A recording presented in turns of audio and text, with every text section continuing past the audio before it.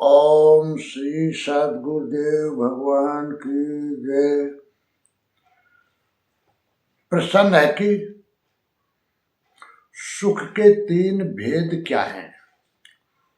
उत्तर: सुख दो तरह के हैं।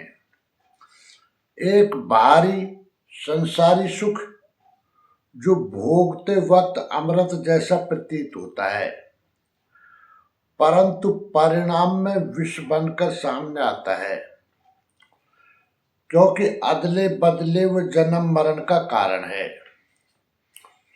और दूसरा सुख अंतःकरण अर्थात मन में होता है, जो भोग काल में विष के सदृश्य है, परंतु परिणाम में सदा के लिए अमृत अर्थात परम आनंद देने वाला है। इसी के भेद को गीता 18/36 में भगवान श्री कृष्ण कहते हैं, सुखम त्विदानी त्रिविधम शृणु मे भरतर्षभ अभ्यासाद्रमते यत्र दुखांतम च निगच्छति। गीता 18/36। अर्जुन अब सुख भी तीन प्रकार का मुझसे सुन। उनमें से जिस सुख में साधक अभ्यास से रमण करता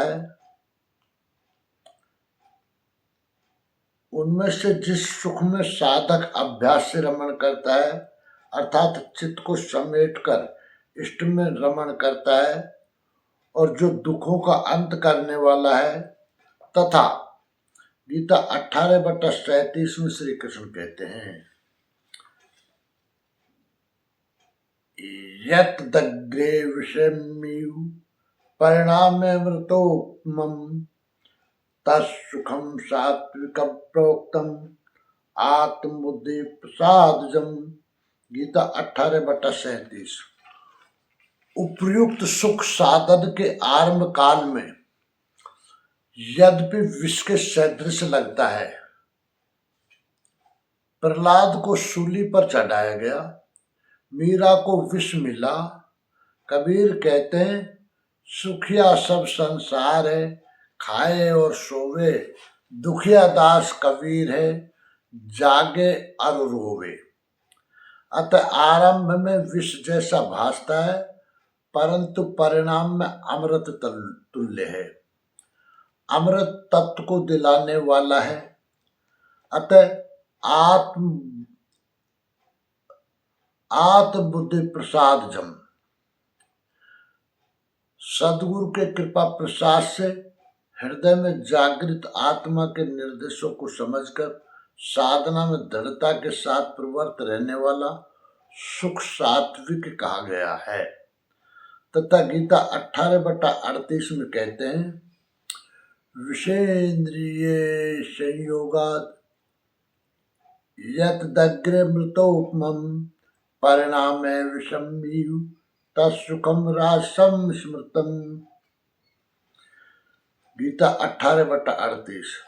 जो सुख विषय और इंद्रियों के संयोग से होता है, वह यद्यपि भोग काल में अमृत के सदृश लगता है, किंतु परिणाम में विष के सदृश है, क्योंकि जन्म मृत्यु का कारण है। वह सुख राजस कहा गया है।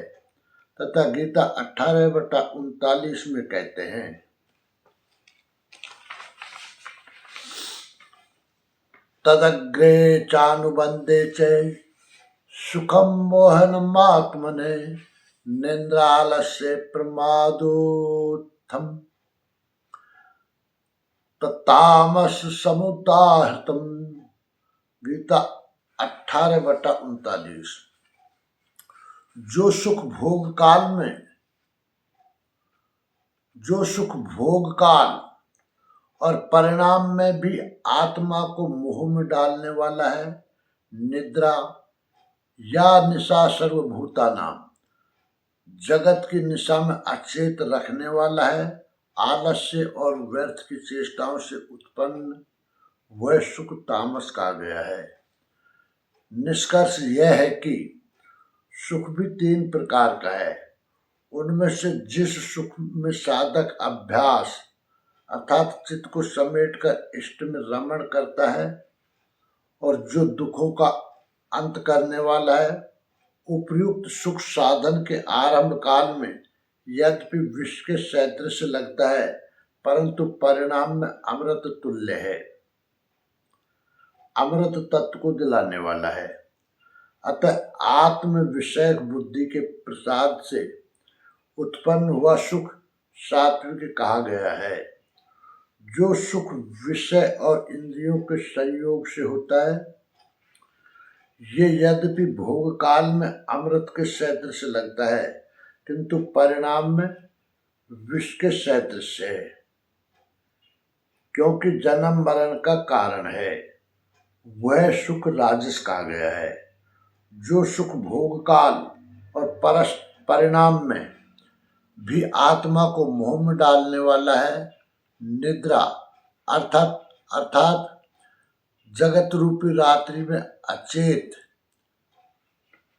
आलस्य अर्थात आगे टालना और व्यर्थ की चेष्टाओं से उत्पन्न है, वह सुख तामस है। प्रश्न पूरा हुआ। संपूर्ण जानकारी के लिए देखें परम पूज्य योगेश्वर स्वामी श्री अड़गड़ानंद जी महाराज की व्याख्या यथार्थ गीता। ओम श्री सद्गुरुदेव भगवान की जय।